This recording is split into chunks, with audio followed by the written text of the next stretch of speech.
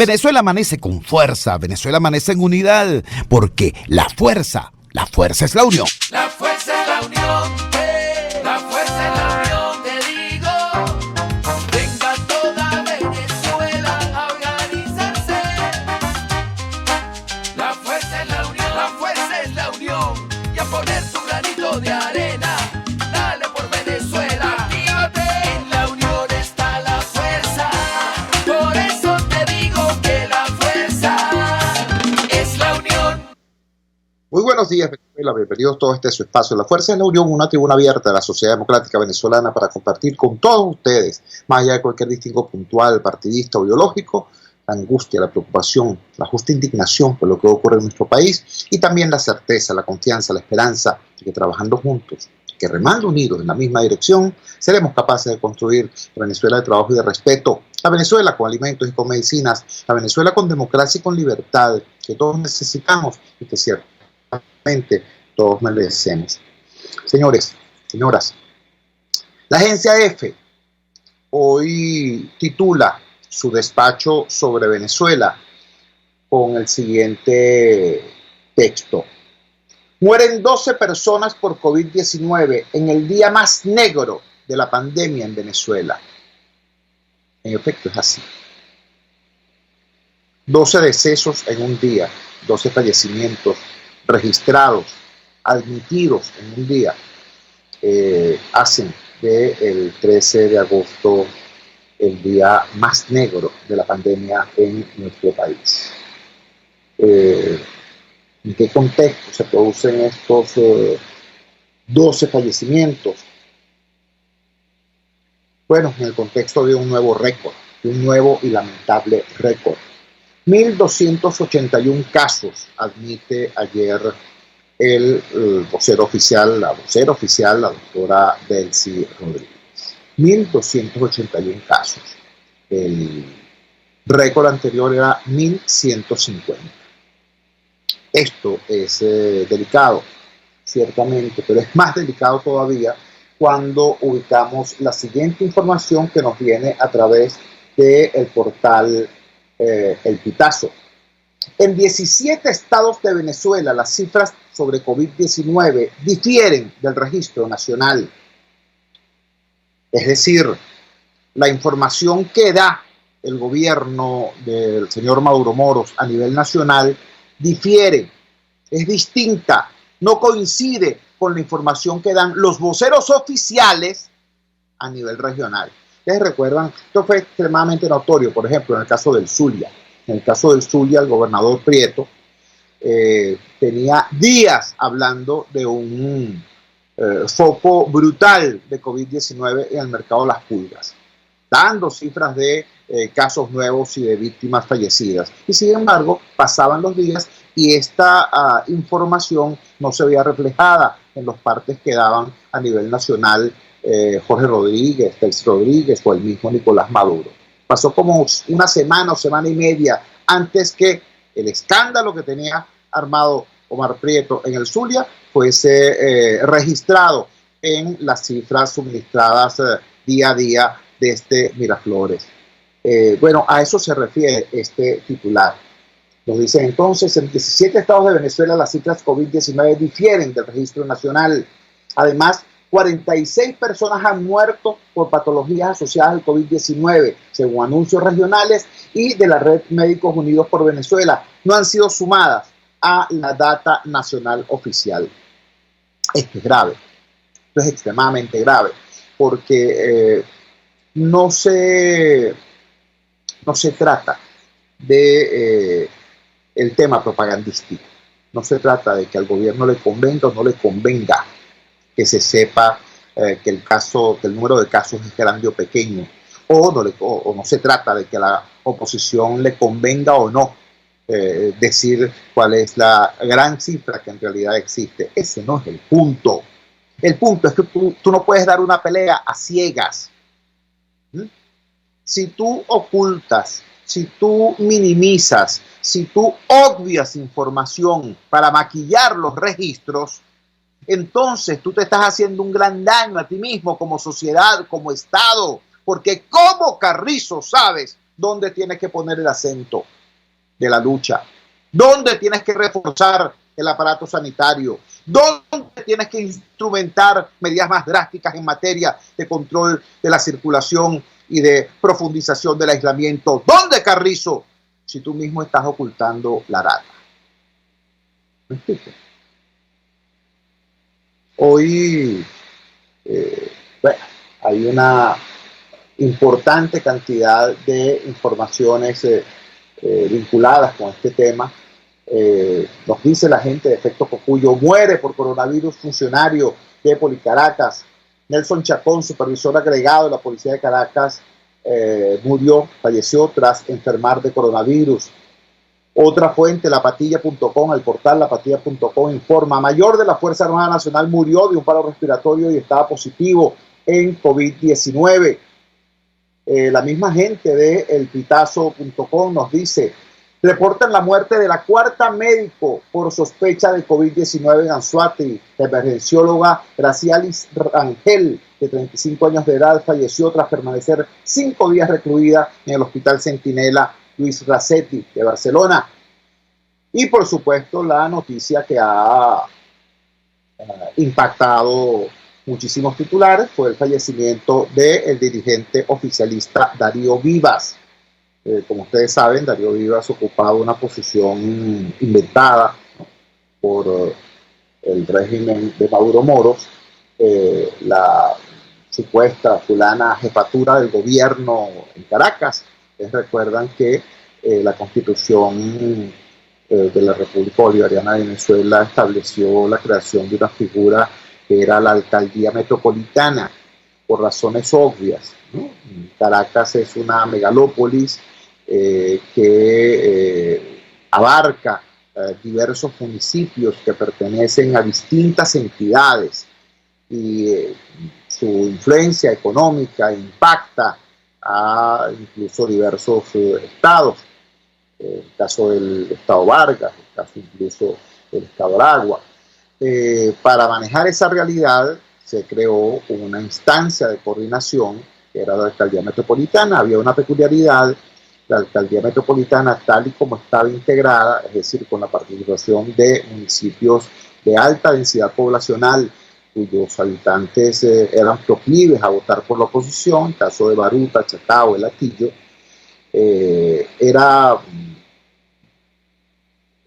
muy probable que la alcaldía metropolitana fuera siempre ganada por propuestas opositoras, salvo que ocurrieran circunstancias como que la abstención de regalar a la alcaldía metropolitana a Juan Barreto, cosas que ocurrieron en alguna oportunidad. Pero bueno, lo normal era que si había elecciones para la alcaldía metropolitana, las ganara la oposición.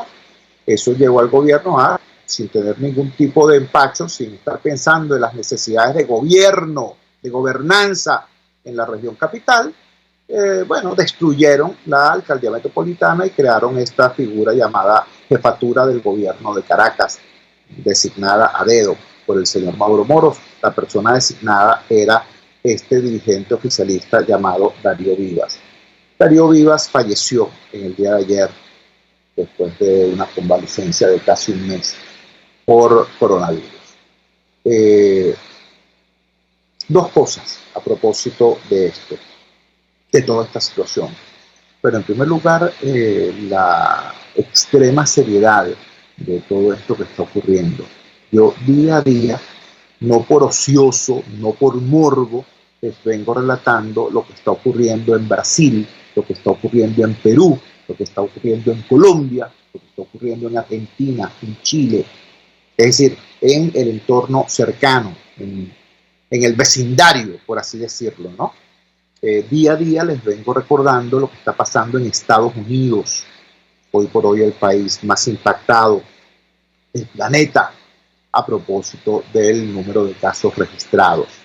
Día a día se los vengo diciendo, no por morbo, no por ociosidad, sino para destacar ante la atención de todos nosotros que esto es una realidad y que esto que está ocurriendo en todos estos países, muchos de los cuales tienen unos sistemas de salud bastante más robustos que el nuestro, esto que está ocurriendo en esos países también puede y muy probablemente ocurrirá en Venezuela.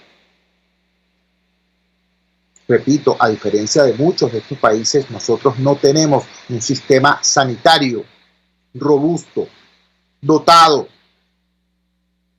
donde sus médicos cuenten con la protección de bioseguridad necesaria. No lo tenemos. En consecuencia, al producirse un rebrote importante, un número de casos diarios importantes, la capacidad del sistema sanitario nuestro para atender esta situación, esta realidad, colapsa muy rápidamente. Y la gente queda a su real saber entender.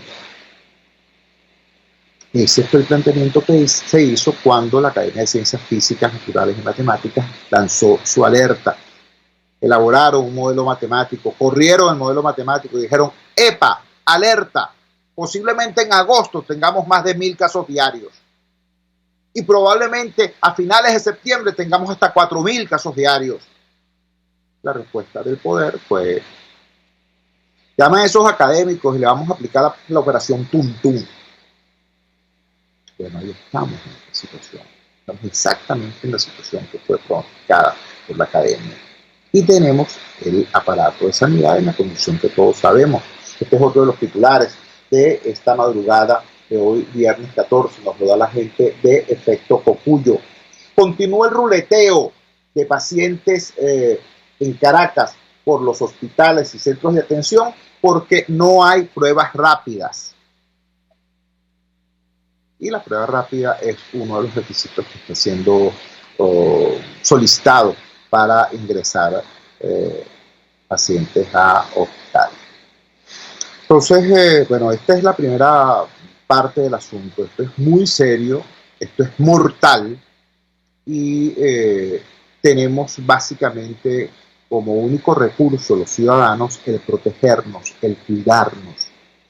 Existe una cosa loca, tengo que decirlo así, ustedes me disculpan, pero existe una tendencia de la persona humana a pensar que si tú ignoras el peligro te va a ignorar a ti. A pensar que si tú mantienes tu rutina ordinaria, la situación extraordinaria no te va a afectar. Señores, sí te afecta. Y tú dices, no, bueno, pero es que yo sigo, tú sabes, aquí perfectamente. Yo me pongo mi mascarilla y sigues haciendo exactamente lo mismo que hacías antes. Te colocas en situación de severo riesgo y ese severo riesgo que corres tú impacta muy probablemente a toda tu familia. Entonces, en primer lugar, ese tema, el tema de que el riesgo es real y es duro y es mortal. ¿Entiendes? Si el gobierno se cae a mentiras, si el gobierno manipula la información epidemiológica, si el gobierno sigue insistiendo en que solamente 2 laboratorios procesen las pruebas de PCR para que la información que llegue al país sea controlada, tardía y deficiente. Bueno, ese es un tema del gobierno, que el gobierno se caiga a mentiras, pero no nos caigamos mentiras nosotros mismos y establezcamos todas las medidas que creamos necesarias, todas. Y si conocemos a alguien cercano, incluso cercano en los afectos, que insista en mantener una conducta irresponsable, bueno, señores, lo amoroso, lo responsable, lo serio, es decir, esa persona, si tú vas a seguir así, pero nos vemos después que se consiga la vacuna. Hasta luego. Porque, repito, si alguien tiene una conducta que no se corresponda con estas duras realidades, no podemos permitir nosotros que ese tipo de conducta, que ese tipo de manejo irresponsable impacte también tu realidad familiar. Esto es serio. Bueno, y tengo que decir finalmente que el deceso de Darío Vivas ha generado un conjunto de comentarios que yo lamento, deploro, condeno y rechazo profundamente. Yo no voy a celebrar la muerte de nadie, tenga la afiliación política que tenga la afiliación ideológica que tenga.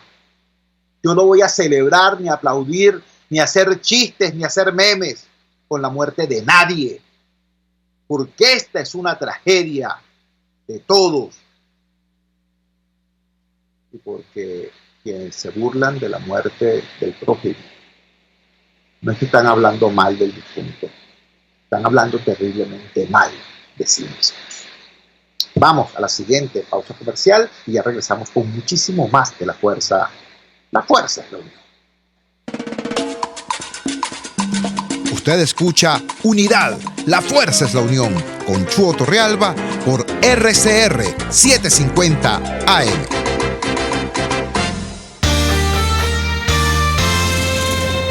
Los temas de actualidad más relevantes son expuestos a la luz de La Linterna.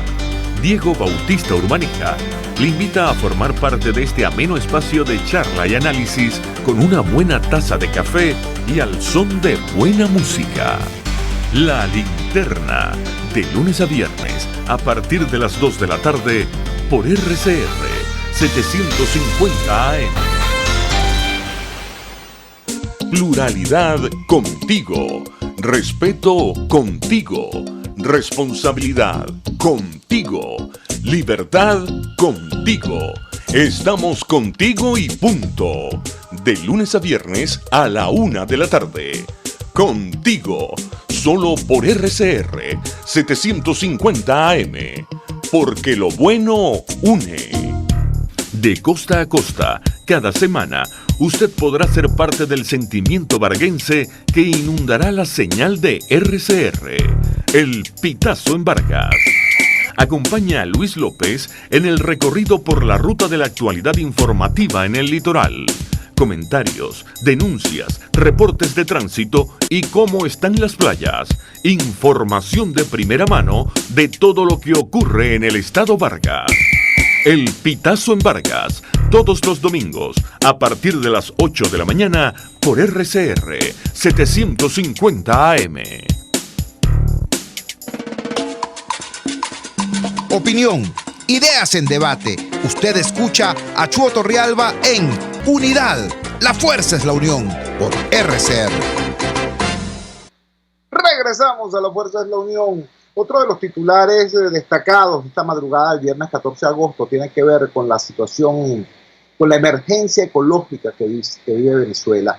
Es tan duro el impacto de la emergencia sanitaria, es tan terrible el contexto de la emergencia sanitaria, que es a su vez la emergencia humanitaria compleja, es decir, la emergencia sanitaria por COVID-19 se agrega, se suma a una emergencia que ya teníamos nosotros, que era la emergencia humanitaria compleja. Es tan dura esta realidad que se nos pasa por alto, así la tengamos en nuestras narices, la emergencia ecológica que está viviendo nuestro país. Lo que está ocurriendo en el arco minero del Orinoco es nada más y nada menos que una desgracia.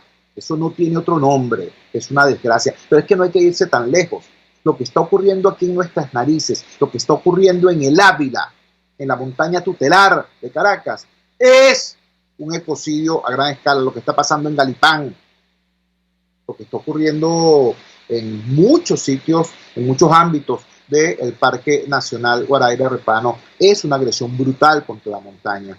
Y más recientemente tenemos el tema extremadamente lamentable del derrame petrolero que ha agredido ecosistemas muy delicados en nuestras costas occidentales, en las costas del estado Falcón y Carabobo. Bueno, la noticia de hoy es que hay una segunda oleada en esta desgracia. Así lo refieren los colegas de Tal Cual Digital. Segunda oleada del derrame de petróleo aparece en playas de Boca de Aroa. El viceministro de Gestión Ecosocialista Josué Lorca informó este 13 de agosto sobre la nueva mancha de petróleo, a pesar de que el 11 de agosto el ministro de Ecosocialismo, Osvaldo Barbera, asegurara, luego de un sobrevuelo hecho por toda la costa a 40 millas desde El Palito hasta San Juan de los Cayos, que no había rastros del hidrocarburo.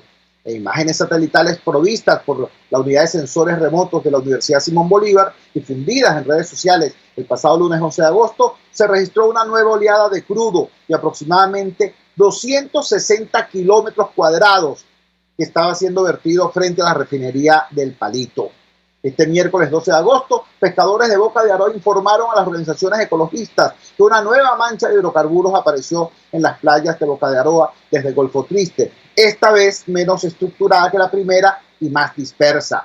Victoria González, representante de la Fundación Azul Ambientalistas en Chichirivichi, corroboró la información al destacar que fue notificada la aparición de una nueva mancha de petróleo que también habría llegado a las playas de Puerto Cabello, estado Carabobo. La preocupación de los ecologistas, según indicó González, es que esta nueva ola de crudo pueda llegar al Parque Nacional Morrocoy. En estos momentos está afectado por el desastre del pasado 1 de agosto. Como ustedes saben, y es también titular en la mañana de hoy, desgraciadamente el régimen tiene la costumbre de ni lavar ni prestar la batea, ni actuar con la diligencia que es necesario, ni activar los protocolos preventores que son necesarios, ni permitir que las organizaciones ecologistas se acerquen al lugar de la tragedia. Tenemos en línea a un experto en el área, a Emiliano Terán Mantovani. Emiliano Terán Mantovani es integrante del Observatorio Venezolano de Ecología Política y organización que ha levantado un importante informe, un importante comunicado que emitieron sobre esta situación. Emilio, gracias por atender nuestra llamada madrugadora. Por favor, ¿podrías compartir con la audiencia los elementos fundamentales de este comunicado que emitieron ustedes? Muy buenos días, te escuchamos. Buenos días, Chugo, ¿qué tal? Saludos también a la audiencia. Sí, el comunicado lo publicamos el día 12, un comunicado con mucha preocupación, como ya has dicho, por lo ocurrido, en el cual tratamos de dar con toda la data posible disponible, la situación de, yo diría que es importante decirle a la audiencia, el comunicado intenta hablar de los derrames, en plural, no solo porque estamos en presencia ante un proceso de derrames diversos. En este caso ya tú has hablado aquí de la incidencia de una segunda oleada, sino que esto está ocurriendo simultáneamente en varias partes del país y durante un tiempo que ha sido prolongado. En este caso lo que estamos tratando de alertar la situación, de que se tome una serie de medidas, pero también denunciar una situación de impunidad socioambiental terrible, en la cual evidentemente también se le hace un exhorto a la sociedad para que esté mejor informada de lo que está pasando, pero también interpelando a detener esta impunidad, porque que estas cosas que ocurren, como te repito, en varios ecosistemas del país, van a afectar no solo a paisajes hermosos, en realidad afectan procesos socioecológicos que son vitales para la vida de no solo de ecosistemas, sino de los propios humanos, ¿no?, que vivimos, que nos alimentamos de esos ecosistemas. En este caso, bueno, hay varios puntos que se plantean. Se plantea evidentemente la responsabilidad total y absoluta del gobierno venezolano de lo que ha ocurrido. Se plantea tal vez una estimación de 25.000 barriles de crudos en esta primera oleada de derramados, esa estimación. Se plantea además la importancia de tener también un debate profundo sobre todo el modelo de desarrollo, es decir, no solo pensar en la incidencia y el rol de la industria petrolera. Nos preocupa que en los varios debates que hemos visto sobre el modelo venezolano se hable de la industria petrolera como si no hubiese pasado nada, y aquí lo que tenemos también es una incidencia de demasiado tiempo de desastres ambientales que ha generado la industria petrolera, demasiados daños, y que necesitamos un debate de las causas de fondo de la situación. O sea, necesitamos remediarlo inmediato, pero también un debate sobre el modelo, más a la luz de una situación global de desastres ambientales que nos lleva a que esta reflexión se haga, ¿no?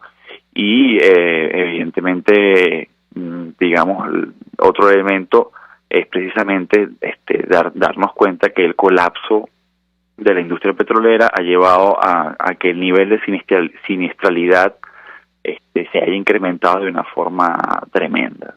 Entonces, creemos que la situación es bastante preocupante, porque además, y bueno, podríamos recordar a Moai hace ya 8 años,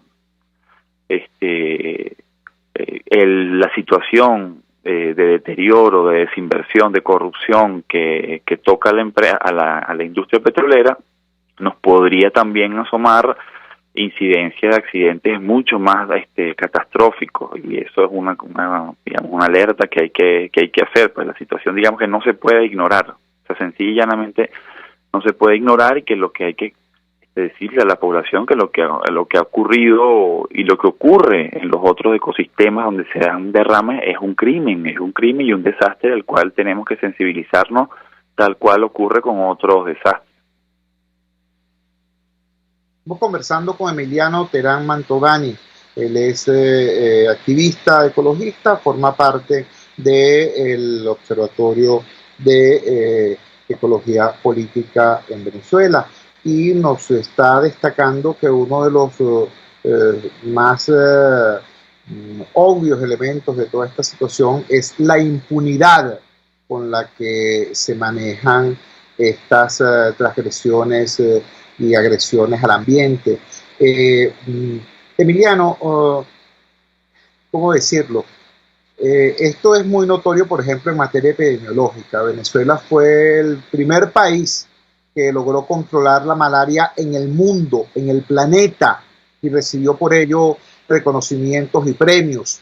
Y hoy estamos en la situación en la que no solamente el COVID-19, sino el COVID-19, el dengue, la chikungunya y la malaria están haciendo destrozos en la salud de los venezolanos. Bueno, algo similar ocurre en materia ambiental. Venezuela fue uno de los primeros países en tener un Ministerio del Ambiente. Venezuela fue líder en la designación de parques nacionales, monumentos naturales y áreas bajo régimen de administración especial, las ABRAE. Hoy tenemos una situación de retroceso brutal en la materia. Cuando tú te refieres al tema de la impunidad, ¿a qué aludes directamente? Bueno, si pudiésemos tener una larga discusión de las causas de esto, ¿no? Básicamente es que estamos diciendo que la institucionalidad y el entorno político está básicamente destruido. El ciudadano, esto yo sé que los ciudadanos sentimos que no solamente aumentaran los crímenes que ocurren a nivel, tomemos el caso ambiental, sino esta sensación de no tener a quién interpelar, no tener, digamos, a quién dirigirse a nivel institucional para hacer un señalamiento en la medida en que estas cosas son permanentemente ignoradas y no hay justicia que se pueda que se pueda ejecutar. Es decir, como decía, no solo la ocurrencia de este derrame, es la situación permanente de ocurrencias de otros desastres ambientales. Ya tú comentabas el problema de la deforestación, que es gravísima, o sea, unas tasas de deforestación que en algunos casos crece, la situación del agua, la contaminación del agua, y por otro lado entonces la situación de que no hay atención, de que no se atienden estos problemas, de que no se abordan estos problemas, y tener además una institucionalidad destruida, corrupta, corrompida en este caso, que nos deja desprotegidos. Pues la situación entonces de un nivel de desprotección muy amplia, y tenemos que verlo esto en el conjunto del sistema. Es decir, el conjunto del sistema de justicia, de derecho, está absolutamente destruido. Por eso hablaba de la necesidad de retomar, recuperar el rol de la sociedad para compensar, para contrarrestar esto, ¿no? Porque digamos, si no, el nivel de desprotección es absoluto, total, ¿no? Digamos, la sociedad en la medida en que dice que no, dice basta, puede hacer un contrapeso a esto, ¿no? Y yo creo que esto no, a mi parecer, no significa tener que abandonar absolutamente estos canales. Hay que precisamente luchar no solo porque tienen además su componente político, o sea, tratan de ser contrapesos, sino que intentar recuperar, disputar que esos mecanismos puedan estar ahí funcionando de alguna u otra forma, ¿no? Porque si no, ¿cuál es la incidencia que puede tener un venezolano en la industria petrolera? Si es una industria manejada por un sector muy pequeño de la sociedad, necesita tener algún tipo de alcance que pueda incidir, y eso tiene que ser estar permanentemente informado y tratar de recuperar esos procedimientos. Por ejemplo, en el caso de los derrames requieren unos protocolos particulares, esos protocolos tienen que ser ejecutados por la industria. Ese derrame no ha debido llegar hasta el Parque Nacional. Para que eso pase, tiene que haber no solamente un rol además al interno de la industria, sino una vigilancia social ante esa situación, estar informados y vigilantes en esta situación. Yo creo que no tenemos que acostumbrarnos a esto no puede ser el día a día, la cotidianidad. Tenemos que acostumbrarnos también a ser una sociedad que está interpelando y tratando de recuperar estos procedimientos, porque si no el desastre nos va a llevar a la perdición. Así es. Emiliano, te agradezco profundamente que hayas compartido con la audiencia de Radio Caracas Radio en estos breves minutos el filo, la intencionalidad, el propósito de este comunicado del Observatorio de Ecología Política. Muy buenos días. Gracias. Saludos a todos. Muchas gracias. Emiliano Terán Mantovani, del Observatorio de Ecología Política de Venezuela.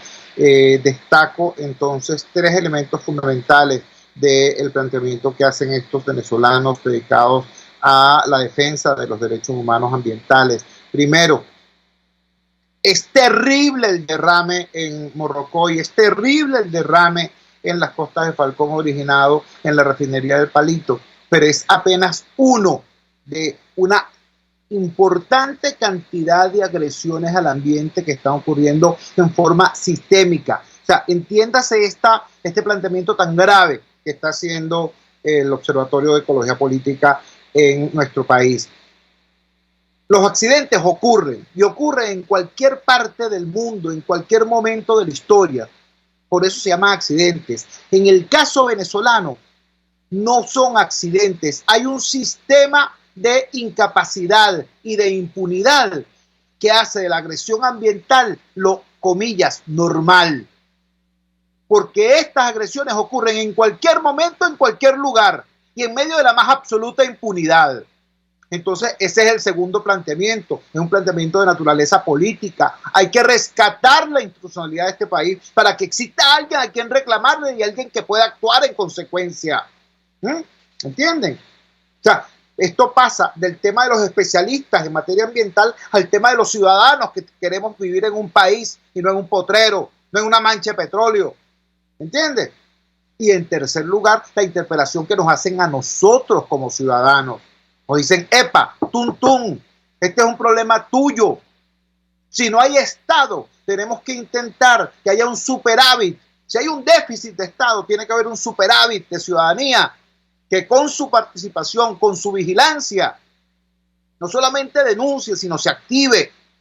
Esto es muy importante y yo agradezco profundamente a los integrantes del Observatorio de Ecología Política que tengan esa actitud y en general, por cierto, a todos los activistas de del ambientalismo en nuestro país. Vamos a la siguiente pausa comercial y ya regresamos con muchísimo más de La Fuerza.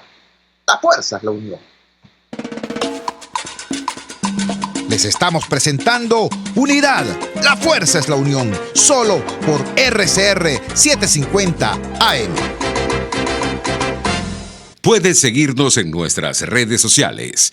En Twitter, @RCR750, la radio que se ve. En la crisis se encuentran las oportunidades. Aquí en Sin Estrés se las mostramos con invitados especiales que nos regalan sus experiencias por una Venezuela mejor. Cada tarde, de lunes a viernes a las 3, desde el emprendimiento, la educación, la salud y el entretenimiento. Por nuestra calidad de vida se nos hace necesario tomar un respiro del agobio diario, dedicar unos minutos a la salud mental y emocional para vivir sin estrés. Sin estrés, de lunes a viernes a las 3 de la tarde por RCR 750, la radio que se ve. Ellos sí que no saben nada. Y así nos va. El espacio donde se tocan los temas más candentes de interés político y nacional. Y así nos va. En este programa, la picardía y el humor inteligente son los protagonistas. Pura cabilla. Lara y Hernández descosen y revelan los secretos más oscuros del acontecer político. Y así nos va. De lunes a viernes a las 4 de la tarde. Por RCR 750 AM.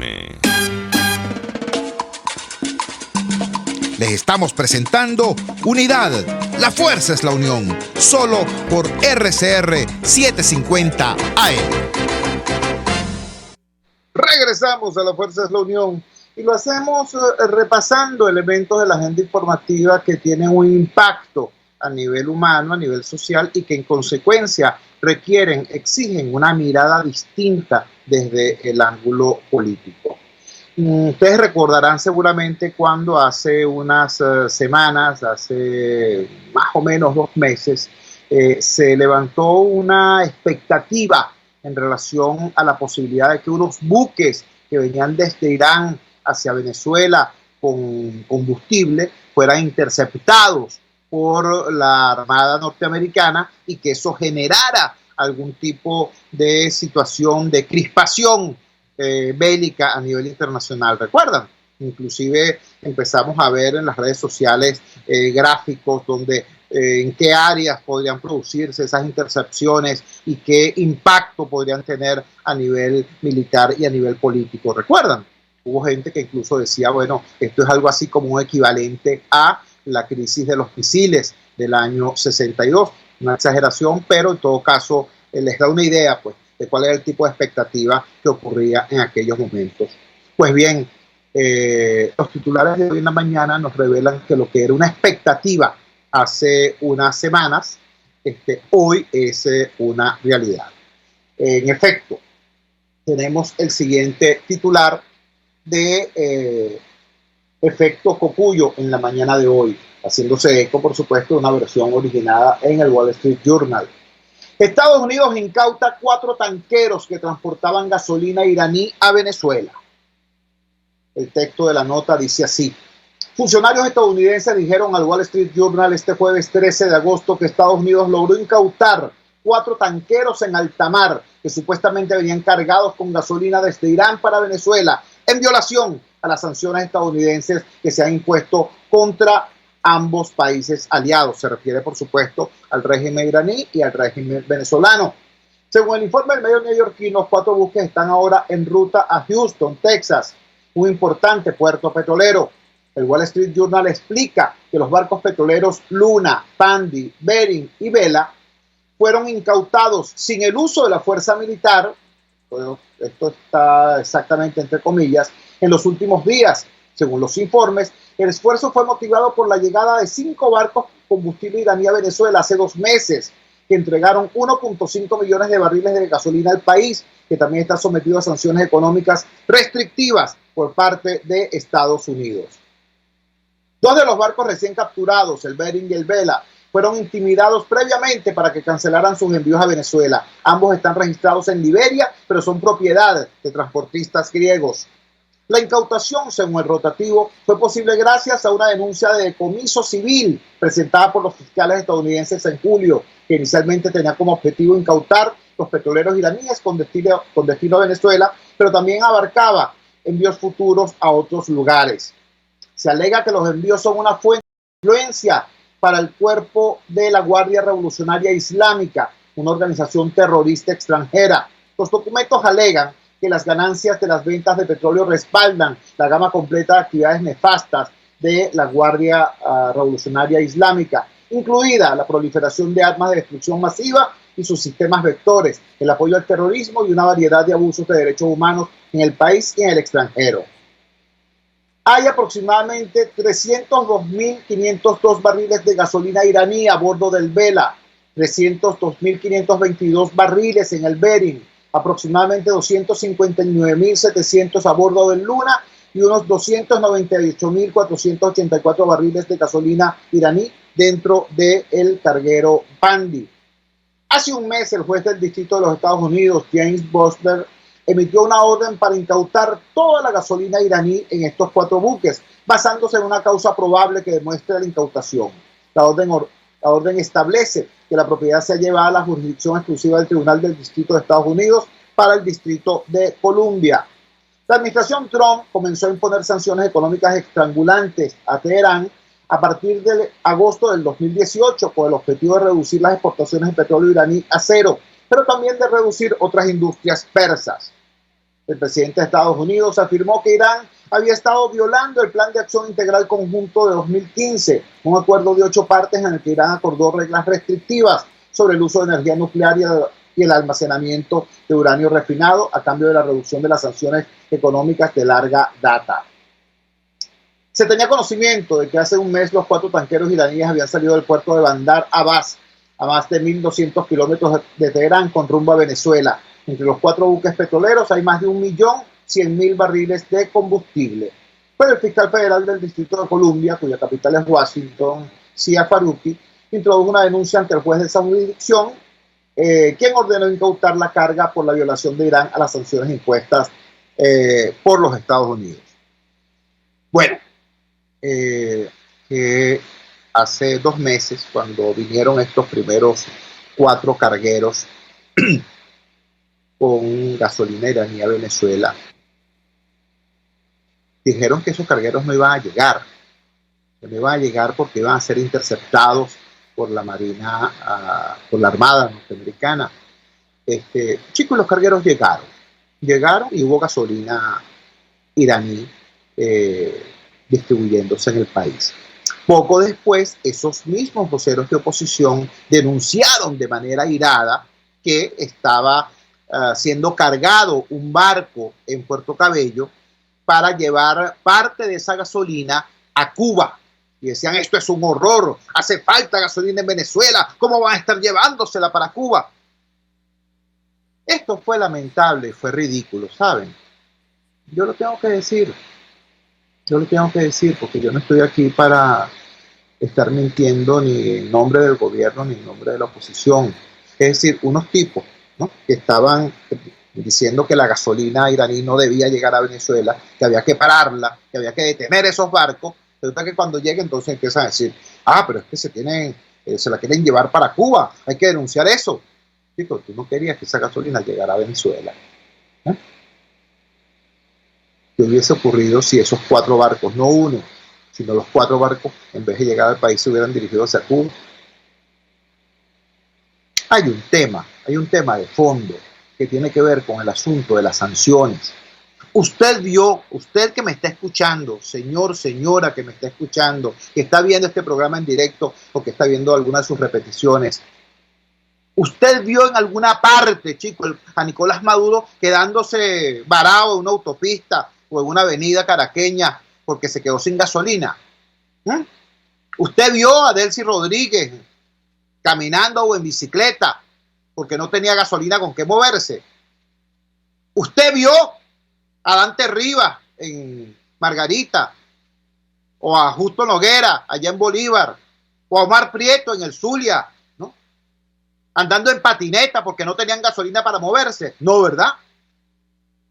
Dígame usted si vio algún alto jerarca del oficialismo haciendo 3, 4, 5, 7 días de cola frente a una bomba porque no había combustible y empujando el carro porque la gasolina con la que llegó le alcanzó apenas para eso, para llegar a la bomba, pero ya de ahí no puede salir. ¿Usted lo vio? No, ¿verdad? Y no lo vio y no lo va a ver, porque estas sanciones generales contra el país no afectan a la cúpula, no afectan al estamento dirigente, no afectan a la costra dirigente, lo afectan a usted que me está escuchando, lo afectan a usted, afectan al país, afectan al pueblo, afectan al ciudadano. ¿Y saben por qué esto ocurre? Esto ocurre porque, tal y como se dijo, por cierto, en el Comité de Relaciones Exteriores del Senado de los Estados Unidos, yo no estoy hablando de un discurso que hagan los izquierdistas contra las sanciones. No, chicos, yo estoy hablando de las propias reflexiones que se han producido en el Senado norteamericano a propósito de lo que ha sido la estrategia de la administración Trump sobre el caso de Venezuela. Están equivocados. Han hecho un mal diagnóstico de la situación y en consecuencia el tratamiento que han aplicado está también equivocado. En un país democrático, en un país normal, si hay malestar en la población, si hay hambre en la población, si no hay combustible en la población, eso reproduce una sensación de malestar que significa un costo político para el gobierno. Y eso puede generar el debilitamiento de ese gobierno e incluso su caída.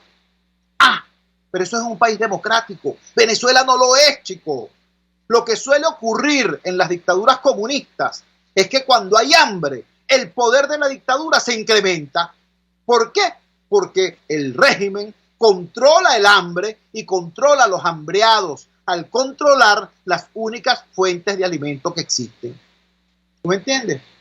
Bueno, ¿qué es lo que está pasando en Venezuela? Estos tipos primero destruyen el aparato productivo nacional, luego se roban las divisas que antes se utilizaban para la importación de alimentos. Entonces tenemos un país hoy que ni es capaz de producir sus alimentos, como dice la gente de FEDEAGRO, ni tiene con qué importarlos, porque además si tuviéramos el dinero, hoy nadie está vendiendo alimentos en el mundo, porque con la crisis del COVID-19 cada quien produce para sí mismo y se cuida a sí mismo. ¿Entiendes? Entonces tenemos esta situación. ¿Qué origina eso desde el punto de vista político? Eso origina que el gobierno se debilite, que el gobierno caiga. No, chicos, resulta que los pocos alimentos que hay, quien los controla es el gobierno y los administra a través del CLAP. El CLAP, sí, el CLAP, el terrible CLAP, ese programa que no es un programa alimentario, sino un programa de extorsión política con alimentos de pésima calidad. Bueno, pero el CLAP para millones de venezolanos no es un complemento de la dieta, es la única dieta. ¿Usted me entiende? Será muy malo el CLAP, es terriblemente mala la calidad de esos productos, pero uno solo de esos productos vale más que todo lo que le están cobrando por la caja. ¿Me entiende? Y eso lo controla el gobierno, y el tener ese control le permite tener mayor dominio de la situación. Bueno, lo mismo pasa con el combustible. Igualito pasa con el combustible. Entonces, para quienes vean hoy este titular y aplaudan y digan, mira, agarraron estos 4 cargueros, no va a llegar esa gasolina a Venezuela, entonces aquí va a estallar la crisis. Les recuerdo, el chavismo no es un movimiento político democrático. El chavismo es una estrategia de control social que nació en crisis y que explota las crisis en su provecho. Y esta situación con el tema de la gasolina, desgraciadamente, repito, a quien afecta, a quien destruye en la cotidianidad de su vida, es al ciudadano. Y se lo pongo de la manera más sencilla y más directa. Repito, ¿cuántas veces usted ha visto a Maduro empujando el carro junto con los escoltas porque se quedó sin gasolina en la autopista? ¿Cuántas veces usted ha visto a Delcy haciendo cola de 3, 4, 5 días en una bomba? No, ¿verdad? No los ha visto ni los verá. No los ha visto ni los verá. Pasa lo mismo con el tema de las restricciones de los vuelos. La misma cosa. Y dice, no, porque entonces ya no pueden utilizar las líneas aéreas, está sancionada tal línea, está sancionada tal otra. No vale. Ellos vuelan para donde les da la gana. ¿Dónde agarraron preso a Alex Saab? En Cabo Verde, porque iba rumbo a Irán, imagínate tú. ¿En qué? En un avión del gobierno, un avión de PDVSA, un avión con todos los lujos del mundo, mientras que los venezolanos no pueden volar. Entonces, repito, ya esto no es un asunto de hacer las poses, ¿no? De que los opositores que quieren ser más radicales que los otros dicen, sí, las sanciones esto y las sanciones lo otro. Y los que quieren aparecer como moderados dicen, bueno, no, estamos de acuerdo con las sanciones personales, pero no las generales. Por eso. No vale, es un tema de sentido común. Es el menos común de los sentidos. ¿Cómo Carrizo va a ejercer sus derechos políticos o va a luchar por ejercer sus derechos políticos una población que no tiene ni con qué moverse, que no tiene ni con qué comer? ¿Ve? Este tipo de sanciones entonces lo que hace es colocar a más y más venezolanos en los brazos del aparato extorsivo del régimen. Esta es la reflexión a propósito de esta noticia sobre la incautación de estos 4 buques petroleros con combustible que venía rumbo a Venezuela. Vamos a la siguiente pausa comercial y regresamos para la parte final aquí en La Fuerza es la Unión. Les estamos presentando Unidad, la fuerza es la unión, solo por RCR 750 AM. Puedes seguirnos en nuestras redes sociales. En Twitter, @RCR750, la radio que se ve. Mis amigos, una empresa comprometida y responsable con su personal es una empresa segura, y Produzca es la compañía pionera en Venezuela que ofrece la mayor cantidad de equipos de comprobada calidad para garantizar la seguridad integral de toda la nómina industrial de cualquier empresa. El catálogo de Produzca es inmenso, todo tipo de guantes, cascos, accesorios y productos varios de protección para tu personal. Conoce más de Produzca en www.produzca.com. Produzca, seguridad en tu empresa de los pies a la cabeza. En Global Therapy seguimos comprometidos con tu rehabilitación física. Te ayudamos a recuperarte de tu postoperatorio y en el alivio del dolor. Búscanos en el Centro Comercial Multiplaza Paraíso y a través de Twitter e Instagram. O llámanos por el 0414-390-7434. Y no olvides lavarte las manos con agua y jabón y cumplir con el distanciamiento social. Global Therapy y despídete del dolor. Antes de empezar el día, entérese de lo que acontece en el país junto a Pedro García Otero en Titulares de la Mañana. De lunes a viernes a las 6:30 de la mañana. Acompáñelo y empiece su día bien informado. Titulares de la Mañana con Pedro García Otero. Solo por RCR 750 AM. Porque lo bueno une. Amanece con la fuerza de un país que quiere cambio. Chuo Torrealba está al aire en Unidad. La fuerza es la unión. 482-9750 y @Chuo Torrealba por RCR. Regresamos a La Fuerza es la Unión con el tiempo justo para comentar para ustedes una entrevista que le hicieron en una emisora radial al politólogo y analista John Magdaleno. Esta entrevista fue replicada, fue comentada en Tal Cual Digital y a esta última nota es que nos queremos referir. Dice así el titular: John Magdaleno, 2 puntos. Iglesia está en lo correcto al decir que la abstención no es suficiente. Este jueves 13 de agosto, el politólogo y director de la consultora Polity, John Magdaleno, consideró que el comunicado de la Conferencia Episcopal Venezolana, en el que advierten que el llamado a la abstención en las próximas elecciones parlamentarias podría llevar, entre otras cosas, a la inmovilización, es una alerta oportuna para los líderes que impulsan esa estrategia. En entrevista a un medio radial, el analista político resaltó que uno de los mensajes más importantes del comunicado es que no es suficiente abstenerse, pues no parece formar parte de una estrategia robusta. Opinó que en el texto la Iglesia también emplaza al sector de la oposición que ha hecho el llamado a abstención a hacer una mayor elaboración estratégica para poder tener claro qué hará luego del evento comicial. Tampoco conviene, alertó, la creciente fragmentación de la oposición. Señaló que la dirección política centró su participación en las condiciones electorales y la Iglesia apunta que no son la única variable para tomar una decisión de esa naturaleza. Es un mensaje oportuno, afirmó, que pudo haber sido redactado quizá de manera un poco más clara. Hay una advertencia importante al liderazgo político. Está en lo correcto la Iglesia con decir que la abstención no es suficiente. El también profesor universitario se refirió a la posibilidad de que la oposición aplique la tesis de la continuidad administrativa, entre comillas, de las funciones de la Asamblea Nacional en ausencia de elecciones libres y competitivas. Al respecto, vaticinó que por esta razón podría haber conflicto entre los 2 nuevos parlamentos, además de un dilema estratégico a lo interno en las filas opositoras.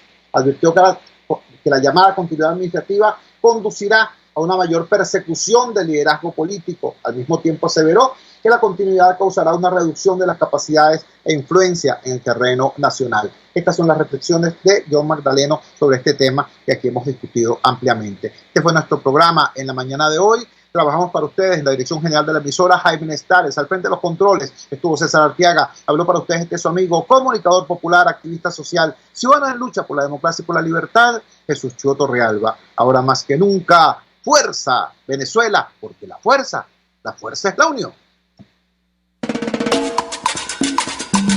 RCR presentó Unidad, la fuerza es la unión, con Chúo Torrealba, solo por RCR 750 AM. El que sabe de sabor sabe de saber que Del Corso es la clásica pastelería italiana de Caracas. Qué ricos sus dulces típicos tradicionales.